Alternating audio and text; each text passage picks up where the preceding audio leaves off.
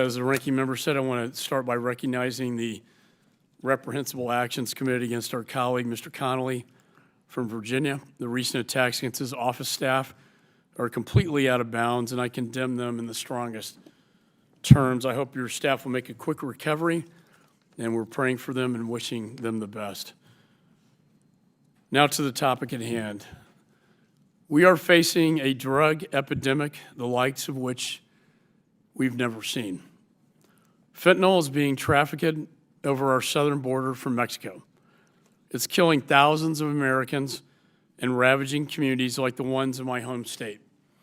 My children have seen the effects of this carnage firsthand. My son has attended multiple funerals, and my oldest daughter. Synthetic opioids, primarily fentanyl, killed more than 100,000 Americans last year alone. That's nearly double the number of deaths in the entire Vietnam War over 2 decades. We know where this is coming from.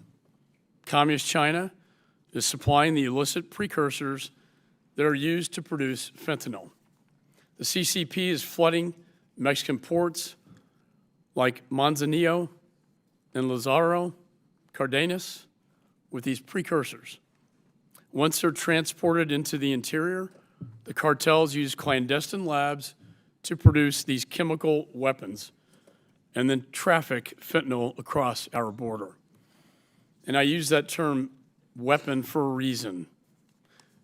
It's time to classify illicit fentanyls for what they are, chemical weapons, which Communist China purposefully turn a blind eye to, and drug cartels use to perpetrate the mass killing of Americans.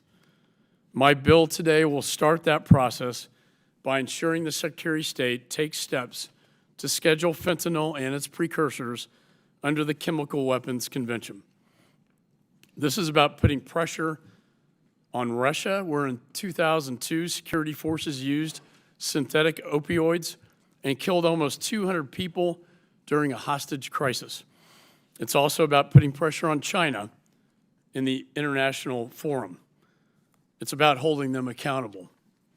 Fentanyl is a national security threat, but it's also caused an epidemic that's taken the lives of so many of the most vulnerable in our society, our children. I'd like to recognize one family that knows this better than the rest of us. Miss Dina Loudon is in the audience today with her sister, Miss Paula Butler. Dina and Paula, will you please stand and be recognized?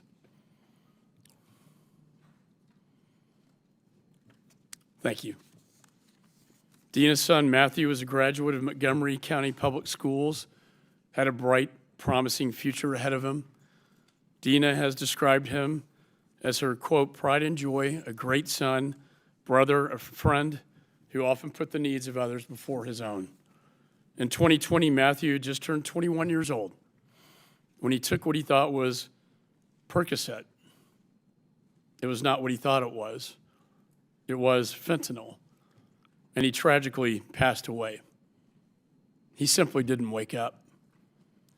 Dina, I know we can't compensate you for your loss, but I want you to know that there's a strong bipartisan effort in this Congress to end this epidemic and hold those responsible accountable. We will continue to do everything we can to end the flow of illicit narcotics into this country. I'd also like to recognize members of SOUL, Surviving Our Ultimate Loss, a support group for mothers who have lost a child to drug overdose. Roxanne Wood, who's also with us here today, is one of the founding mothers of SOUL. Her son, Donnie, was a graduate of Salisbury University and died of an opioid overdose in 2015 at the age of 32. We're so sorry for your loss. And finally, Mary Bell is a mother of Amelia Jane Bell Andrews. Amelia was a 28-year-old who earned a scholarship to Georgetown University and wanted to become a neuroscientist. She died of fentanyl poisoning in 2021. Roxanne and Marie, thank you for standing to be recognized. And thank you for sharing your stories and having the courage to come here today for this important markup. You are the reason we are here today. And I assure you that none of my colleagues take your loss or this problem lightly. My legislation has been endorsed by the Victims of Illicit Drugs, also known as VOID. I'd like to offer a statement of support from them into the record. And without objection, so ordered. I'd also like to submit a separate letter from 18 state attorneys general, both Republican and Democrat, who asked President Biden to designate fentanyls as a weapon of mass destruction. I'd like to enter this into the record as well without objection, so ordered. They said that waiting to do this would, quote, be the same type of reasoning that kept the government from investigating foreign nationals learning to fly, but not land planes in the lead up to September the 11th, end of quote. The bill takes several actions. First, as mentioned, it directs the Secretary of State to seek to amend the Chemical Weapons Convention to include fentanyl substances.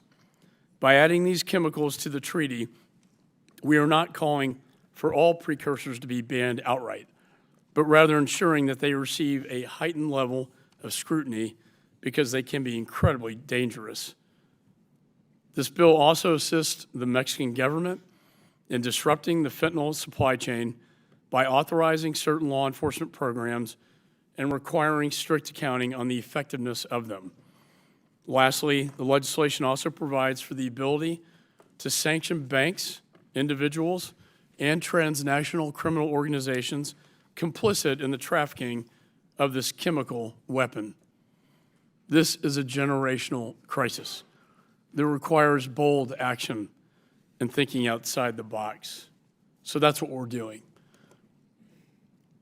This is not Dina Loudon's fight or Sol's fight alone. It is all of ours to fight. And with that, I want to thank you